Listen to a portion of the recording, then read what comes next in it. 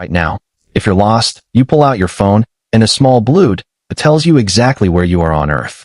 No thinking required. Now imagine that it simply didn't exist.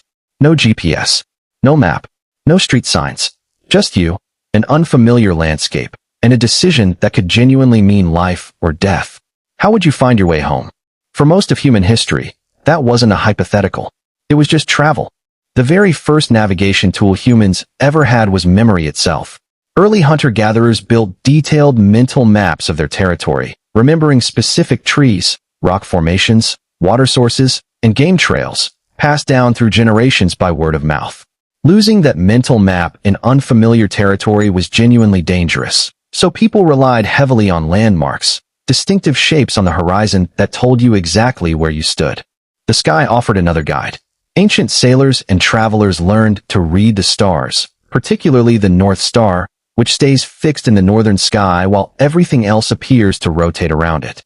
Polynesian navigators took this even further, crossing thousands of miles of open Pacific Ocean using stars, wave patterns, and even the flight paths of birds, all without a single written chart, relying instead on knowledge memorized and passed down across generations of expert wayfinders. Eventually, people began drawing what they knew. Some of the oldest known maps, carved onto clay tablets in ancient Mesopotamia, date back nearly 3,000 years, showing rough representations of cities, rivers, and surrounding territory. Ancient Egyptian and Greek mapmakers refined the idea further, and the Greek scholar Eratosthenes even calculated the Earth's circumference with startling accuracy, using nothing but shadows, geometry, and careful observation, over 2,000 years ago. But early maps had a serious problem. They were often wildly inaccurate, based on second-hand travelers' reports, rough guesswork, and, occasionally, pure imagination filling in unexplored regions with sea monsters and speculation. Distance and direction were genuinely difficult to measure precisely without reliable instruments. That started changing with the compass. Originally developed in ancient China, using a naturally magnetized mineral called lodestone, the compass gave travelers something genuinely revolutionary. A reliable way to determine direction regardless of visibility, weather, or unfamiliar terrain. By the time European sailors adopted it centuries later, the compass had become an essential tool for any serious voyage. Still, knowing direction wasn't the same as knowing your exact position. Sailors could measure latitude reasonably well by observing the angle of the sun or specific stars above the horizon, using instruments like the astrolabe and later the sextant. Longitude, though, remained a genuine, dangerous mystery for centuries, causing countless shipwrecks from navigational error. The solution finally arrived in the 1700s, when a clockmaker named John Harrison built a marine chronometer accurate enough to keep precise time at sea, allowing sailors to finally calculate their exact longitude by comparing local time to time back home.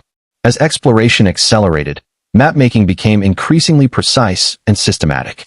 Cartographers developed standardized projections, scales, and symbols, and detailed national surveys mapped entire countries mile by mile, often using nothing more sophisticated than measuring chains, telescopes, and enormous patience.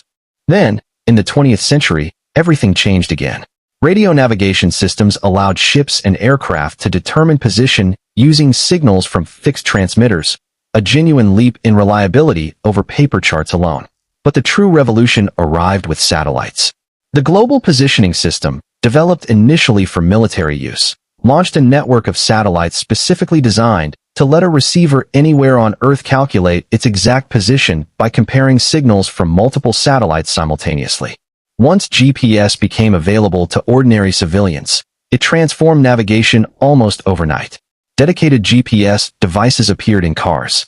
Hikers carried handheld units into remote wilderness.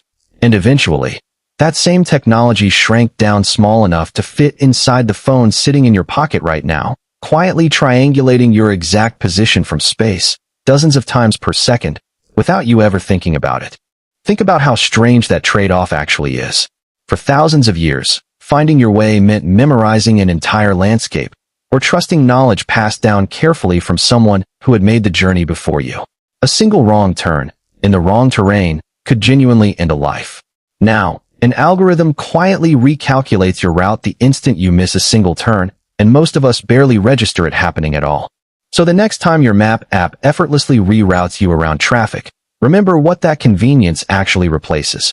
Memorizing landmarks across an entire territory, reading star patterns passed down through generations, or trusting a hand-drawn chart that might be filled with imaginary sea monsters in the unexplored margins.